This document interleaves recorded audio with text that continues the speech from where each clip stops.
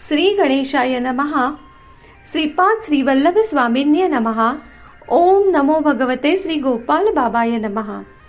श्री गोपाल बाबा महाराज आश्रम पिठापूर प्रकाशित श्रीपाद श्रीवल्लभ संपूर्ण चरित्रामृत अध्याय 13. आनंद शर्मा वृत्तांत. मी सुबैया श्रेष्ठींचा निरोप घेऊन कुरवपूरकडे निघालो. रात्री एका गावात थांबलो. सकाळी उठल्यानंतर माधुकरी मागायला कुठे जावे असा विचार करत होतो. एका घराच्या ओसरीत एका ब्राह्मणाला कुणाशी तरी बोलताना पाहिले. त्यांचे डोळे मोठे तेजस्वी दिसत होते. मी जवळ जाताच त्या ब्राह्मणाने माझे मोठ्या प्रेमाने स्वागत केले व मला जेवायला घातले. जेवणानंतर ते म्हणाले, बेटा, मला आनंद शर्मा म्हणतात. मी गायत्री मंत्राचे अनुष्ठान करतो. गायत्री मातेने थोड्याच वेळापूर्वी अंतर्ज्ञानाने सांगितले होते की एक दत्तभक्त येत आहे, त्याला पोटभर जेवायला घाल. दत्तप्रभूंचे दर्शन घेताच तुला पुण्य लाभेल. अगदी तसेच घडले, त्यामुळे मला फार आनंद झाला. त्यावर मी म्हणालो, मी दत्तभक्तच आहे. सध्या भूलोकात दत्तप्रभू श्रीपाद श्रीवल्लभ या नावाने अवतरले आहेत. त्यांच्या दर्शनासाठी मी कुरवपूर येथे जाण्यास निघालो आहे. माझे नाव शंकर भट्ट असून मी कर्नाटकी ब्राह्मण आहे. कण्व महर्षी आश्रम वर्णन. माझे बोलणे ऐकून आनंद शर्मा हसत सांगू लागले, अहो, माझ्या मौंजीच्या वेळी आमच्याकडे एक अवधूत आले. माझ्या वडिलांनी व घरच्यांनी त्याचे स्वागत करून त्यांची बरीच सेवा केली. त्यांनी गायत्री मंत्र अनुष्ठानाबद्दल बरीच काही माहिती दिली. नंतर बृहत शिलाकोन म्हणजे पेंचलकोन येथील नृसिंह देवाच्या दर्शनाला मला घेऊन जाण्याचा वडिलांना आदेश दिला. त्याप्रमाणे वडील मला तिथे घेऊन गेले. नृसिंह देवाच्या दर्शनानंतर अचानक वडिलांचे ध्यान लागले. बराच वेळ झाला तरी त्यांचे ध्यान उतरेना. मला भीती वाटली व खूप भूक पण लागली होती. इतक्यात कुणीतरी येऊन मला जेवण दिले. नंतर मला ती व्यक्ती एका दुर्गम अशा डोंगराळ प्रदेशात घेऊन गेली. तेथील गुहेत एक वृद्ध तपस्वीला मी बघितले. त्यांचे डोळे अग्निगोलकासारखे होते. 101 ऋषी त्यांची सेवा करीत होते. ते वृद्ध तपस्वी म्हणजे कण्व महर्षी होते. ती त्यांची तपोभूमी होती. सेवा करणारे ऋषी तरुण दिसत असले तरी ते हजारो वर्षांचे होते. अवधूत रूपी श्री दत्तप्रभूंच्या दर्शनामुळे मला जे पुण्य लाभले, त्यामुळेच मी या तपोभूमीत पाऊल ठेवू शकलो असे त्यांनी मला सांगितले. आश्चर्याने माझ्या तोंडून शब्द फुटेना. मी थरथर कापू लागलो. कण्व योगींद्र मला म्हणाले, सध्या दत्तप्रभू पिठिकापूरमध्ये श्रीपाद श्रीवल्लभ रूपात आहेत. आपल्या कृपा कटाक्षाने आमचे असेच निरंतर रक्षण करीत राहावे ही विनंती त्यांना जरूर सांगावी. तुला लवकरच श्रीपाद श्रीवल्लभांचे दर्शन हो, असा आशीर्वाद देत त्यांनी माझ्या मस्तकावर हात ठेवला. काय आश्चर्य, मी क्षणात माझ्या वडिलांजवळ होतो. वडील ध्यानातून उठले. आम्ही दोघेही आमच्या गावी परतलो. मी वडिलांना कण्व महर्षींच्या आश्रमातला अनुभव सांगितला. तसेच दत्तप्रभू पिठिकापूरमध्ये श्रीपाद श्रीवल्लभ रूपाने अवतरले आहेत हेही सांगितले.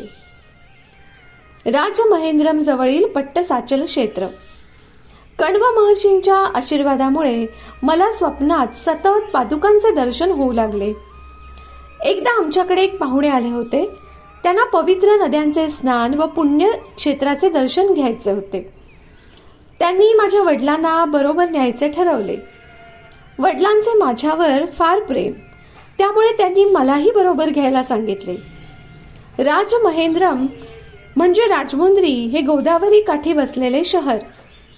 ते पुण्यक्षेत्र मानले जाते. तेथे उत्तर दिशेच्या पर्वतावर काही ऋषी तप करायचे व पूर्व दिशेला असलेल्या पर्वतावर काही ऋषी तप करीत असत.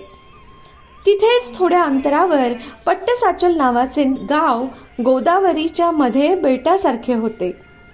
शिवरात्रीला काही ऋषी पट्टसाचलला तर काही ऋषी राजमहेंद्रमच्या कोटिलिंग क्षेत्रात वेद पठण व स्वस्ती वाचन करीत असत. चारी दिशांनी आलेले हे ऋषीश्वर यदुरपल्ली गावात परस्परांना भेटत असत. यदुरपल्लीच्या जवळच मुनिकूट नावाचे गाव आहे. तेथे हे सर्व ऋषीश्वर एकत्र होऊन विश्रांती घेत व निरनिराळ्या विषयांवर चर्चा करीत. माझे भाग्य थोर, वडिलांमुळे मला मुनिकूट गावाचे दर्शन झाले, ही सारी दत्तप्रभूंचीच लीला म्हणायची. कलियुगात श्री दत्तात्रयाचे प्रथम अवतरण श्रीपाद श्रीवल्लभ. त्या मुनिकूट गावात ते सर्व ऋषी अत्यंत गूढ अशा वेदांत विषय, योगशास्त्र रहस्य, ज्योतिषशास्त्र अशा विविध विषयांवर चर्चा करीत असत. मात्र एका बाबतीत या सर्वांचे एक मत होते की श्रीपाद श्रीवल्लभ नावाने श्री दत्तप्रभू पिठिकापुरात अवतरले आहेत. दत्तात्रयांचा कलियुगातील हा प्रथम अवतार आहे, हे ते आवर्जून मुक्त कंठाने सांगत. ज्यांना त्यांचे साक्षात दर्शन घडत नाही त्यांनी जर त्यांचे ध्यान केले तर आपल्या हृदयात ते त्यांचे दर्शन करू शकतात. हा अवतार अत्यंत शांतमय व करुणापूर्ण आहे असेही ते म्हणत. माझे वडील मला पिठिकापूरला घेऊन गेले. आमच्या सोबत आलेल्या पंडित वृद्धाबरोबर पादगया क्षेत्रात स्नान करावयास गेलो. तेथून आम्ही कुकुटेश्वर देवालयात गेलो. सर्व देवतांचे पूजन व दर्शन घेतले. तेथेही वेद पठण व स्वस्ती वाचन झाले. तेथून आम्ही बापनाचार्यांकडे गेलो. श्री बापनाचार्य व श्री अप्पलराज शर्मा व आमच्या बरोबर आलेल्या पंडित वृंदांनी पुन्हा वेद पठण व स्वस्ती वाचन केले. नंतर ते आम्हाला भेटले. हा सोहळा मोठा मनोरम होता. पूर्वजन्माचे विशेष सुकृत असल्याशिवाय असे भव्य दिव्य प्रसंग अनुभवण्याचे भाग्य लाभत नाही. श्रीपादांचे दिव्य मंगल स्वरूप वर्णन. बापनाचार्यांनी आम्हा सगळ्यांचा छान पाहुणचार केला. तेव्हा श्रीपाद श्रीवल्लभांचे वय 5 वर्षांचे होते. 5 वर्षांचे ते कोवळे बालक अतिशय सुंदर, तेजपुंज व अजानुबाहू होते. त्यांचे मुखमंडल तेजाने नुसते झळझळत होते. त्यांचे नेत्रद्वय अत्यंत प्रेमपूर्ण व करुणा प्रवाहाने भरलेले होते. मी त्यांच्या श्रीचरणांना स्पर्श करताच त्यांनी आपला अभय हस्त माझ्या डोक्यावर ठेवला. जन्म जन्मांतापर्यंत माझी तुझ्यावर पूर्ण कृपा राहील. तू पुढच्या जन्मात व्यंकय्या नावाचा अवधूत होशील. नित्य अग्निहोत्राचे अनुष्ठान करशील. जेथे अवर्षण असेल अशा ठिकाणी तू तुझ्या योगशक्तीने पाऊस पाडशील. प्रापंचिक लोकांचे दुःख कष्ट निवारण करण्यास समर्थ म्हणून प्रसिद्ध होशील, असा आशीर्वादही श्रीपादांनी मला दिला. तेव्हा मी आनंद शर्मांना म्हटले, मी आतापर्यंत ऐकलेल्या श्रीपादांच्या लीला खरोखर मोठ्या अद्भुत व रम्य आहेत. आता आपण मला गायत्री मंत्र साधनेतील रहस्य सांगावे ही माझी प्रार्थना आहे.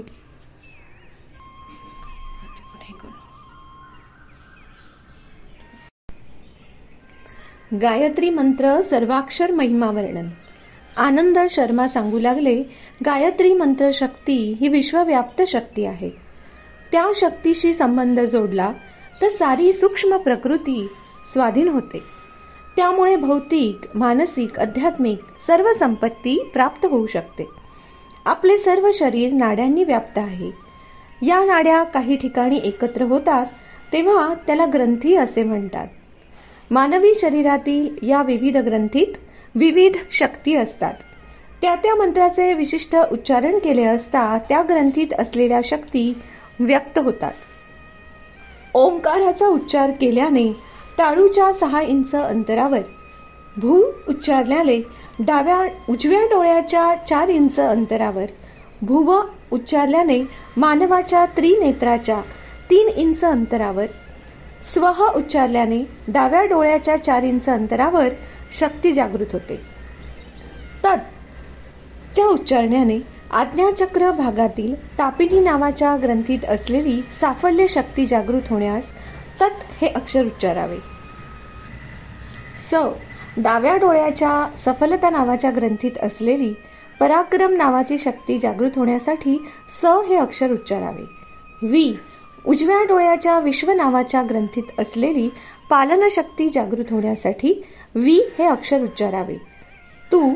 डाव्या कानात तुष्टी नावाच्या ग्रंथीत असलेली मंगलकारी नावाची शक्ती जागृत होण्यासाठी तू हे अक्षर उच्चारावे.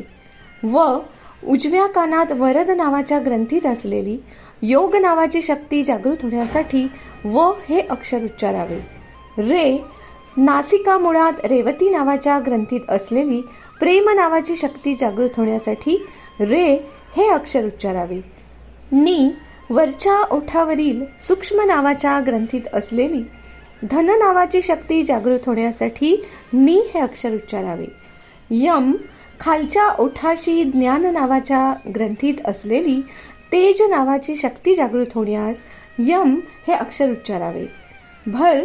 कंठाशी भर्ग नावाच्या ग्रंथीत असलेली रक्षणा नावाची शक्ती जागृत करण्यासाठी भर हे अक्षर उच्चारावे.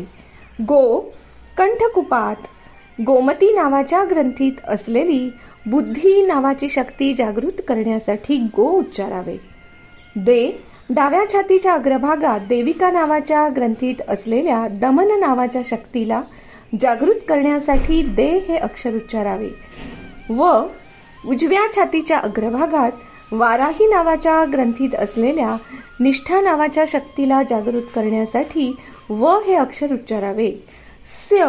उदराच्या वरच्या भागात बाजूच्या शेवटच्या हाडाजवळ सिंहिणी नावाच्या ग्रंथीत असलेल्या धारणा नावाची शक्ती जागृत करण्यास स्य हे अक्षर उच्चारावे. धी. हृदयाच्या जागी ध्यान नावाच्या ग्रंथीत असलेल्या प्राण नावाची शक्ती जागृत करण्यास धी हे अक्षर उच्चारावे. म. प्लिहामध्ये मर्यादा नावाच्या ग्रंथीत असलेल्या संयम नावाच्या शक्तीला जागृत करण्यासाठी म या अक्षराचा उच्चार करावा. ही. नाभीमध्ये स्फुट नावाच्या ग्रंथीत असलेल्या तपो नावाच्या शक्तीला जागृत करण्यासाठी ही या अक्षराचा उच्चार करावा. धी. मेरुदंडाच्या शेवटच्या भागात मेधा नावाच्या ग्रंथीत असलेल्या दूरदर्शनी नावाची शक्ती जागृत करण्यास धी या अक्षराचा उच्चार करावा. यो. डाव्या खांद्यावर योगमाया नावाच्या ग्रंथीत असलेल्या अंतर्निहित नावाच्या शक्तीला जागृत करण्यास यो या अक्षराचा उच्चार करावा. यो. उजव्या खांद्यावर योगिनी नावाच्या ग्रंथीत असलेल्या उत्पादन नावाच्या शक्तीला जागृत करण्यासाठी यो हे अक्षर उच्चारावे. नह.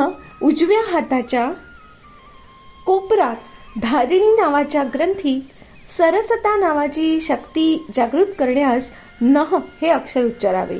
प्र. डाव्या हाताच्या कोपऱ्यात प्रभव नावाच्या ग्रंथीत आदर्श नावाच्या शक्तीला जागृत करण्यास प्र हे अक्षर उच्चारावे.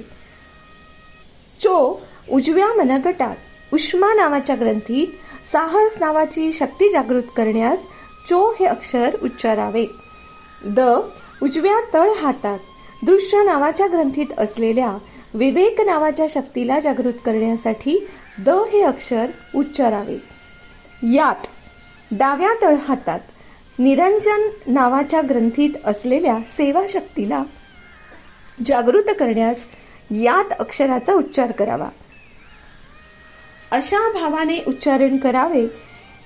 अशा प्रकारे गायत्री मंत्रात असलेल्या 24 अक्षरांचा आपल्या शरीरात विविध ठिकाणी असलेल्या ग्रंथींशी संबंध आहे. त्या त्या ग्रंथीत त्या त्या अक्षरांचे तरंग मिळाल्यास जागृत होणाऱ्या शक्तीचे कार्य हे वर्णन आहे. 9 हा आकडा अपरिवर्तनीय असल्यामुळे तो ब्रह्मतत्व सूचित करतो. 8 हा आकडा माया तत्व सूचित करतो. दो चपाती देव लक्ष्मी या वाक्याचे विवरण. श्रीपाद त्यांना आवडणाऱ्या घरून 2 चपातींचा स्वीकार करत असत, पण ते 2 चपाती देव लक्ष्मी अशी हाक मारायच्या ऐवजी 2 चौपाती देव लक्ष्मी असे म्हणत. पतिदेव हा शब्द ते 9 या आकड्याने सूचित करे. ब्रह्मतत्व सूचित करणारा 9 हा आकडा आहे व लक्ष्मी हा शब्द माया स्वरूप 8 या आकड्याने सूचित करत. म्हणजे 2 4 9 8 हा विचित्र आकडा दो चौपाती देव लक्ष्मी या हाकेचा सूचक होता. श्रीपाद स्वतः गायत्री रूप, परमात्मा तत्व, पराशक्ती पण स्वतःला सूचित करण्यासाठी श्रीपादांनी असा अन्वय केला. तेव्हा मी आनंद शर्मांना म्हटले, अहो, गायत्री मंत्रातील 24 अक्षरांबद्दल जे सांगितले ते थोडे कळले, पण 9 हा आकडा परमात्म स्वरूप व 8 हा आकडा माया स्वरूप म्हणतो, हे तितकेसे नीट कळले नाही. नवम संख्या विवरण. आनंद शर्मा म्हणाले, बेटा शंकरवट्टा, परमात्मा या विश्वाच्या अतीत आहे. तो आवर्तनीय आहे. 9 ही संख्याच विचित्र आहे. 9च्या गुणाकाराने आलेल्या संख्येची बेरीज केली तर 9 हा आकडा जसाच्या तसा राहतो. उदाहरणार्थ 9 गुणिले 1 बरोबर 9, 9 गुणिले 2 बरोबर 18, 8 अधिक 1 बरोबर 9, 9 गुणिले 3 बरोबर 27, 2 अधिक 7 बरोबर 9, 9 गुणिले 4 बरोबर 36, 3 अधिक 6 बरोबर 9. म्हणून अपरिवर्तनीय असा हा 9 आकडा ब्रह्माचा सूचक आहे. गायत्री विवरण. गायत्री मंत्र कल्पवृक्षासारखा आहे. त्यातला ओंकार हा जमिनीतून वर येणारे मूळ समजावे. भगवंताचे अस्तित्व, त्यांचे ज्ञान, परमेश्वर निष्ठा ओंकाराच्या उच्चाराने कळते. मुळाच्या 3 फांद्या म्हणजे भू, भुव, स्वह या आहेत. भू आत्मज्ञानाची प्राप्ती करून देण्यास समर्थ आहे. भुव जीवाने करायचे अनुष्ठान व कर्मयोग सूचित करते. स्वहमुळे समस्त द्वंद्वात स्थिरत्व लाभून समाधी स्थिती प्राप्त होण्यास सहकार्य मिळते. भूशाखेतून तत्, सवितु, वरेण्यम अशा 3 शाखा उद्भवल्या. तत् हे माणसाला जीवन विज्ञान मिळवून देण्यासाठी उपयोगी पडते. सवितु शरीरधारीने शक्ती समुपार्जन करण्यासाठी उपयोगी पडते. वरेण्य हे माणसाने आपल्या पशुवृत्तीवर ताबा मिळवून दिव्यत्वाच्या मार्गावर नेण्यास उपयोगी पडते. भुव या शाखेतून भर्गो, देवस्य, धीमहि या 3 उपशाखा निघाल्या. भर्गो निर्मलत्वाची वाढ करते. देवस्य देवतांना साध्य अशी दिव्य दृष्टी देते. धीमहि सद्गुणांची वृद्धी करते. स्व या शाखेतून धियो योनमुळे संयम, प्रचोदयातमुळे सेवाभाव या गुणांची जीवनवृद्धी होते. गायत्री मंत्राच्या 3 शाखा व प्रत्येक शाखेच्या 3 उपशाखा हेही या 9 आकड्याने कळते. म्हणून स्वतःला सूचित करणाऱ्या 2 4 9 8 या संख्येतील 9 या आकड्याचे हे गुणविशेष आहेत. अष्टम संख्या विवरण. 8 हा आकडा माया स्वरूप आहे. हेच अनघा तत्व आहे. 8चा 1शी गुणाकार केला तर 8च येतो. जसे 8 गुणिले 1 बरोबर 8, पण 8ला 2 ने गुणल्यास 16 येते. म्हणजे 1 अधिक 6 बरोबर 7, म्हणजे 8 पेक्षा कमी होते. 8ला 3 ने गुणल्यास 24 हा आकडा येतो. 2 अधिक 4 बरोबर 6, म्हणजे 7 पेक्षा कमी. म्हणजे अशा प्रकारे सृष्टीतील सर्व जीवराशीतील शक्तिहरण तत्व जगन्मातेमध्येच आहे. कोणी कितीही मोठा झाला तरी त्याला कमी करून दाखवणारी शक्ती माया स्वरूपालाच असते. श्रीपाद श्रीवल्लभ हे गायत्री मातेचे स्वरूप आहे. तेच अनघा देवी समवेत असलेले दत्त होय. मानसिक, वाचिक, कायिक कर्मे करून त्यांची आराधना केल्यास सर्व इच्छा पूर्ण होतात. गायत्री मातेत प्रातःकाली हंसारूढ ब्राह्मी शक्ती असते, माध्यान्नी गरुडारूढ वैष्णवी शक्ती असते व सायंसमयी वृषभारूढ सांभवी शक्ती असते. गायत्रीची अधिष्ठान देवता म्हणजे सविता. त्रेतायुगात श्री पीठिकापुरात भारद्वाज महर्षींनी केलेल्या सावित्रू काठकचयन यज्ञाचे यज्ञफलित म्हणजे श्रीपाद श्रीवल्लभांचा पीठिकापुरातील अवतार. सविता देवता प्रातःकाली ऋग्वेद रूपात, माध्यान्हकाळी यजुर्वेद रूपात व सायंकाळी सामवेद रूपात असते. रात्री अथर्ववेद रूपात असते. आपल्याला दिसणारा सूर्य केवळ एक प्रतीक मात्र आहे. योगी उन्नत अवस्थेत पोहोचला की त्याला त्रिकोणाकार महाजाज्वल्यपणे प्रकाशित झालेल्या ब्रह्मयोनीचे दर्शन घडते. यातूनच कोट्यानुकोटी ब्रह्मांड दर क्षणी उत्पन्न होतात. त्यांचे रक्षण केले जाते व विध्वंसी होतो. अशा प्रकारे दर क्षणाला सृष्टी, स्थिती, लय हे कार्य सुरू असते. असंख्य अशा या खगोलाची सृष्टी, स्थिती व लय करणाऱ्या सविता शक्तीचेच नाव सावित्री. गायत्री व सावित्रीचे अभिन्न स्वरूप आहे. शवदहन करण्यासाठी वापरल्या जाणाऱ्या अग्नीला लोहित म्हणतात. जेवण बनवण्यासाठी वापरल्या जाणाऱ्या अग्नीला रोहित म्हणतात. तसेच परस्थायीतील गायत्री व अपरस्थायीतील शक्ती एकत्र असते. प्राणीसृष्टीच्या परिणाम क्रमात इहलोक संबंधी बऱ्याच गोष्टींची आवश्यकता असते. त्या सर्व गोष्टी सावित्री मातेच्या अनुग्रहामुळे मिळतात. पण प्राणी मात्राची आध्यात्मिक उन्नती मात्र गायत्री मातेच्या अनुग्रहामुळे होत असते. ऐहिक सुखभोग व पारलौकिक विमुक्त स्थितीचा दिव्य आनंद या दोहोंचा समन्वय आवश्यक आहे. अनन्य शरण होऊन श्रीपादांची आराधना केली असता ऐहिक व पारलौकिक सुखांची एकत्रित प्राप्ती होते. बाकी देवतांच्या आराधनेत व श्री दत्त आराधनेत हाच फरक आहे. आनंद शर्मांनी सांगितलेली ही अपूर्व माहिती ऐकून मी त्यांना विचारले, अहो महानुभाव, आपण खरोखर धन्य आहात. श्रीपाद श्रीवल्लभ श्री नृसिंह सरस्वती रूपाने अवतरणार हे कळाले, पण त्या अवतारात ते श्रीकृष्ण सरस्वतींना गुरु रूपात स्वीकारणार हे कसे काय? हे जरा विचित्रच नाही का? आनंद शर्मा म्हणाले, भगवंताचे अवतार भक्तांसाठीच असतात. मानव रूप धारण केल्यानंतर उत्कृष्ट मानव कसा असावा हे ते आपल्या आचरणातून दाखवतात. संन्यास आश्रमाचा उद्धार व्हायला हवा. संन्यास घेण्यासाठी गुरूंची आवश्यकता असते व तो गुरु योग्य असायला हवा. साक्षात अवतारी पुरुषांचे गुरु होण्याची योग्यता कोटी लोकांपैकी कुणातरी एकालाच असते.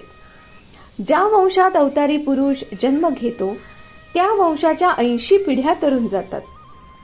त्या वंशात विशेष पुण्याचे ढीगच्या ढीग असायला हवे. तसेच अवतारी पुरुषाचे गुरु होण्याची योग्यता असलेली व्यक्ती पण परम पवित्र असायला हवी.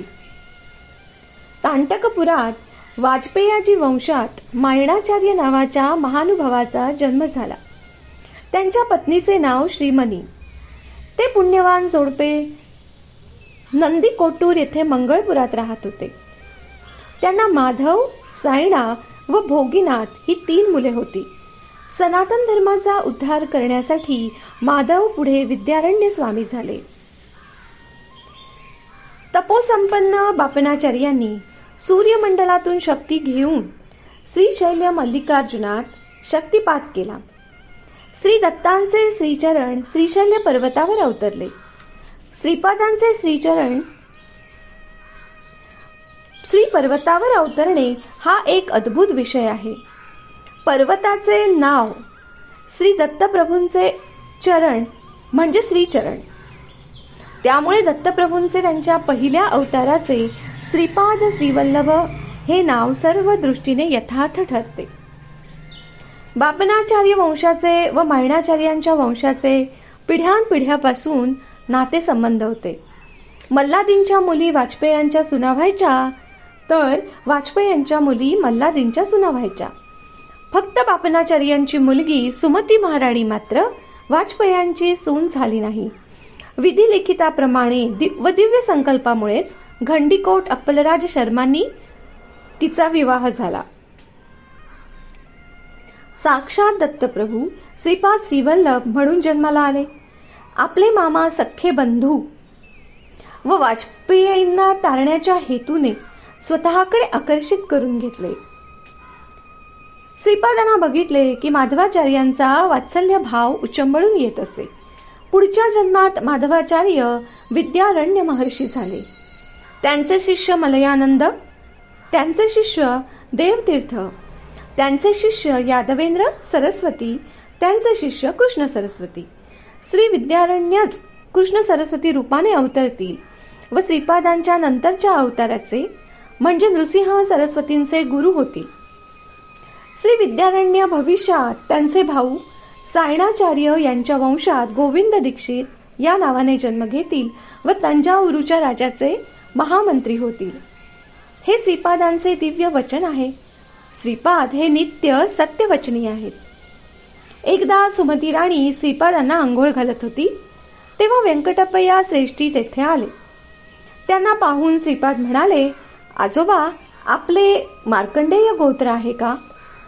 उत्तर न देता श्रीपादांच्या मुग्ध बोलातील भाव जाणून घेत ते हसत राहिले.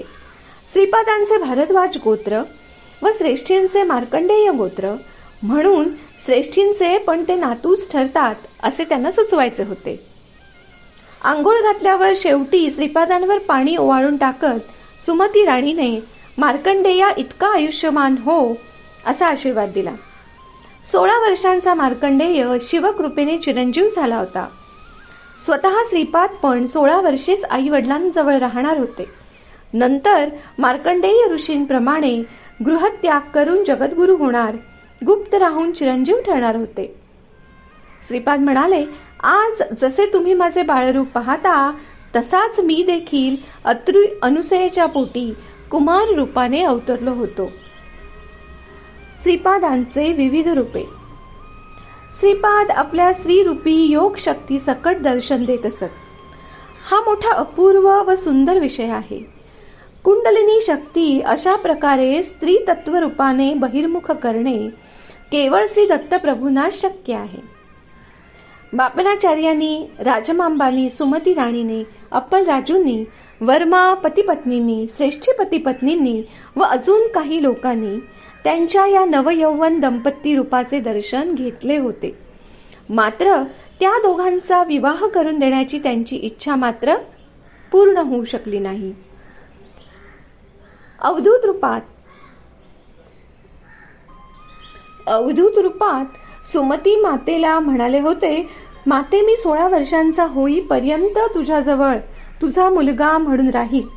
माझ्या विवाहाचा विचार करशील तर मी ऐकणार नाही, गृहत्याग करीन, म्हणून माझ्या मनाप्रमाणे वागावे लागेल. श्री अनघादत्त ही आदि दंपती आहेत. त्यांना जन्म मरण नाही. ते सदा लीला विहार करत असतात.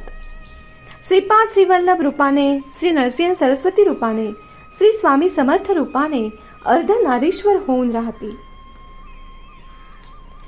मंडलकाल म्हणजे 40 दिवस अर्चना, श्रीपाद श्रीवल्लभ चरित्रामृत पारायण फळ. श्रीपाद श्रीवल्लभ गणेश चतुर्थीच्या दिवशी अवतरण्याचे विशेष कारण आहे. ते एक देव रहस्य आहे. श्री गणेशांना लाभ नावाचा पुत्र होता. नंतर कल्पातीत एका युगात तेच लाबाद महर्षी झाले.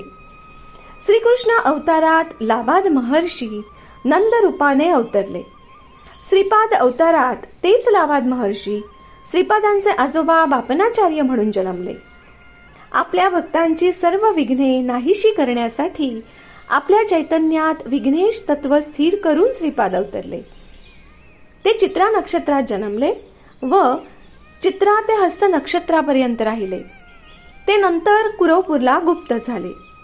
ज्या भक्तांच्या जन्मपत्रिकेत 27 नक्षत्रात संचार करणाऱ्या नवग्रहामुळे जी संकटे येतात ती नाहीशी करण्यासाठी त्यांनी मंडल दीक्षा करावी.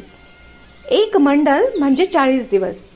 श्रीपादांची अर्चना करणे किंवा त्यांच्या दिव्य चरित्राचे पारायण करणे, त्यामुळे भक्तांच्या सर्व इच्छा पूर्ण होतात. मन, बुद्धी, चित्त व अहंकार हे प्रत्येकी 10 दिशात आपली स्पंदने व प्रकंपने पसरवित असतात. ही 40 पट झालेली प्रकंपने एकत्र होऊन श्रीपादांकडे वळतात व श्रीपादांच्या चैतन्यात मिसळतात. तिथे ती योग्य प्रमाणात संस्कारित होऊन योगमय स्पंदनात बदलतात व पुन्हा साधकाकडे पोहोचतात. त्यावेळी साधकाच्या धर्मानुकूल इच्छा पूर्ण होतात. बेटा शंकर भट्टा, तू श्रीपादांचे चरित्र लिहिणार आहेस हे मला अंतर्दृष्टीने कळले. लोकव्यवहारात पारायण ग्रंथाची रचना करणाऱ्यांची वंशावळी व स्तोत्र वगैरे देण्याची पद्धत आहे. पण तू जे चरित्र लिहिणार आहेस त्यात प्रभू चरित्रात तुझ्या वंशावळीचे वर्णन करण्याची गरज नाही. प्रभूचे ध्यान करून तू तुझ्या अंतर्नेत्रात श्रीपादांना स्थिर कर. नंतर सगळ्यांना सहज समजेल असं लिही.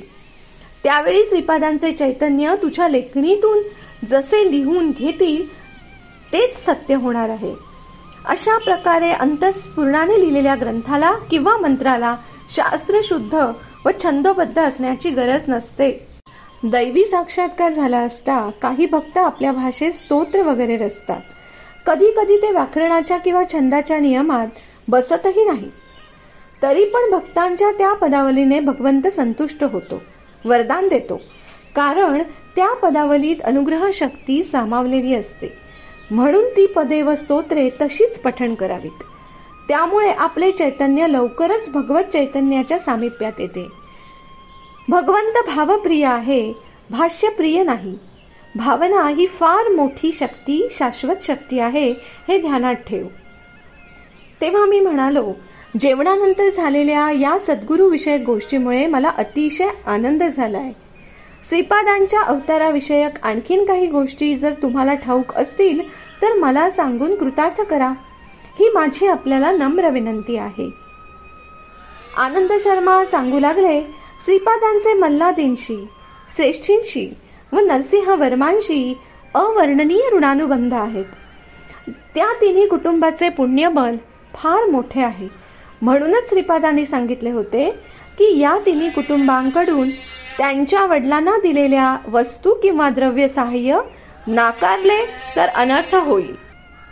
श्रीपादांच्या इच्छेप्रमाणे अप्पलराज दंपती आपल्या कुटुंबासह सणासुदीला किंवा इतर वेळेही या तिन्ही कुटुंबाकडे जात येत असत. एका सणाच्या दिवशी व्यंकटप्पया श्रेष्ठींनी अप्पलराज दंपतीला आपल्या घरी बोलावले होते. श्रीपादांना मांडीवर घेऊन श्रेष्ठी पाळण्यावर झोके घेत होते. पण त्या दिवशी श्रेष्ठी फार गंभीर दिसत होते. पिठिकापुरात एक प्रसिद्ध ज्योतिषी राहत होता. आंध्र प्रदेशातून तो ही ज्योतिष विद्या शिकून आला होता. त्याने सांगितलेले ज्योतिष अगदी खरे होत असे. तसेच तो कुणाचाही मृत्यूयोग अगदी निश्चितपणे सांगू शकत असे. त्याने श्रेष्ठींना तुम्ही हृदयविकाराने मरण पावणार हे स्पष्टपणे सांगितले होते. पण काही दिव्य औषधाने, पवित्र वृक्षामुळे, ग्रह नक्षत्रांचे पूजन केल्याने, तसेच योग प्रक्रियेने हे मृत्यू टळूही शकतात. तेव्हा मी तसे दिव्य औषध व मंत्र लीलाताईत देईन. त्यामुळे तुमचा अपमृत्यू टळू शकेल. पण माझी अट एकच आहे, तुम्ही अप्पलराज ऐवजी मला तुमचा पुरोहित नेमा. श्रेष्ठींनी ही गोष्ट स्पष्टपणे नाकारली. तेव्हा रागाने त्याने प्रतिज्ञा केली की माझे भविष्य खोटे ठरले तर मी शिरोमुंडन करून गाढवावरून फिरेन. ही सर्व हकीकत श्रेष्ठींनी अप्पलराज शर्मा व बापनाचार्यांना सांगितली. बापनाचार्यांनी ग्रहगणित मांडून सांगितले, दैवी शक्तीने हा अपमृत्यू टळणार आहे. अप्पलराज रोज कालाग्निशमन दत्ताची पूजा करून त्यांचे तीर्थ व प्रसाद श्रेष्ठींना देत असत. श्रेष्ठी श्रीपादांना घेऊन पाळण्यावर बसले असताना सुमती राणी प्रसन्न वदनाने तिथेच वावरत होत्या. त्या श्रेष्ठींना काकांसारखा मान देत असत. इतक्यात श्रेष्ठींना हृदयविकाराचा झटका येऊन ते आई म्हणून विवळले. बेटा, मला बोलवलंस, असं म्हणत सुमती राणी धावत श्रेष्ठींच्या जवळ आल्या व त्यांनी आपल्या दिव्य मंगल हातांनी त्यांच्या हृदयाला स्पर्श केला. श्रेष्ठींच्या मांडीवर बसलेले श्रीपाद जा म्हणून जोरात ओरडले. तेव्हा श्रेष्ठींकडील एक सांड तळमळून लगेच मरण पावला व श्रेष्ठींचे प्राण वाचले. हे जेव्हा त्या ज्योतिषाला कळले तेव्हा तो धावतच श्रेष्ठींकडे आला. आपले अमोल भविष्य एका क्षणात खोटे ठरले याबद्दल त्याला खूप दुःख झाले. तेव्हा श्रीपाद त्या ज्योतिषाला म्हणाले, तू चांगल्यापैकी ज्योतिषी आहेस. फार कष्ट करून तू ती विद्या हस्तगत केलीस. मी नाही म्हणत नाही, पण ज्योतींची ज्योत असलेला मी इथे असताना श्रेष्ठींना मृत्यूचे भय कसे असणार? तुझ्या प्रतिज्ञेप्रमाणे तुला शिरोमुंडन करून गाढवावरून फिरायची गरज नाही. तुला खरोखर पश्चाताप झालाय, एवढे पुरे. तुझ्या वडिलांनी श्रेष्ठींकडून काही द्रव्य उधार घेतले होते, ते परत न करता फेडले असे खोटेच सांगितले, तेही गायत्रीच्या साक्षीने.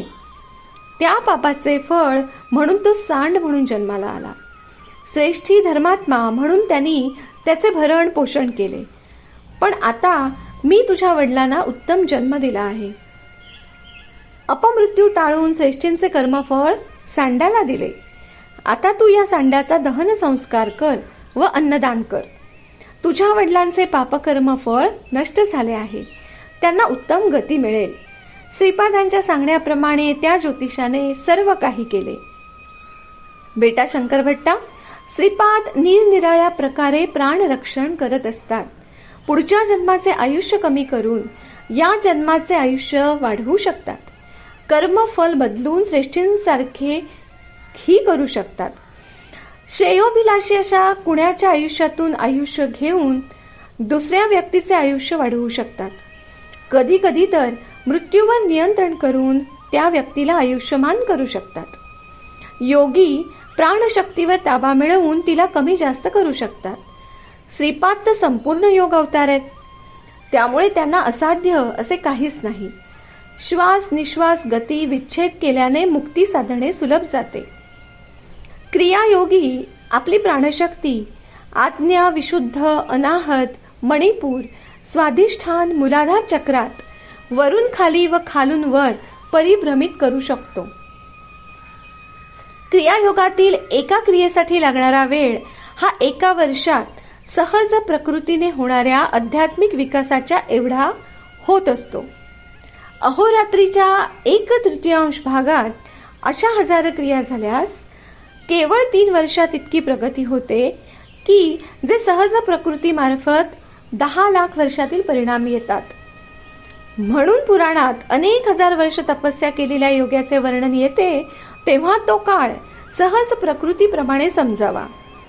म्हणजे त्या योग्यांचा क्रियायोगाचा वास्तव काळ वेगळा व प्रकृतीसिद्ध परिणाम होण्यास लागणारा काळ वेगळा असे समजावे. ब्रह्मदेवाने प्रत्येक जीवाचे आयुष्य श्वास निश्वासावर निर्धारित केलेले आहे, वयाच्या वर्षावर ठरवलेले नाही. क्रोध आवेशामुळे माणसाचे श्वास जास्त खर्च होतात व त्याचे आयुष्य कमी होते. चंचल मनाच्या वानराची श्वास घेण्याची तीव्रता जास्त असते. 300 वर्ष जगणारे कासव वानरापेक्षा फक्त 1/8 तीव्रतेने श्वास घेत असते. आनंद शर्मांच्या या ज्ञानयुक्त माहितीमुळे माझ्याही ज्ञानात बरीच भर पडली. दुसऱ्या दिवशी सकाळी प्रातःकर्मे आटोपून व आनंद शर्मांचा निरोप घेऊन मी श्रीपाद श्रीवल्लभांच्या दर्शनासाठी कुरवपूरकडे निघालो.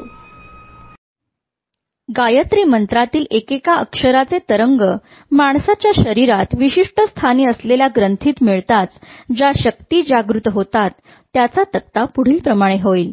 शक्ती जागृत होण्यासाठी उच्चारायचे अक्षर तत्, ग्रंथीचे स्थान आज्ञाचक्र, ग्रंथीचे नाव तापिनी, शक्तीचे नाव साफल्य. स, ग्रंथीचे स्थान डावा डोळा, ग्रंथीचे नाव सफलता, शक्तीचे नाव पराक्रम. उच्चारायचे अक्षर वी, ग्रंथीचे स्थान उजवा डोळा, ग्रंथीचे नाव विश्व, शक्तीचे नाव पालन. उच्चारायचे अक्षर तह, ग्रंथीचे स्थान डावा कान, ग्रंथीचे नाव तुष्टी, शक्तीचे नाव मंगलकारी. उच्चारायचे अक्षर व, ग्रंथीचे स्थान उजवा कान, ग्रंथीचे नाव वरद, शक्तीचे नाव योग.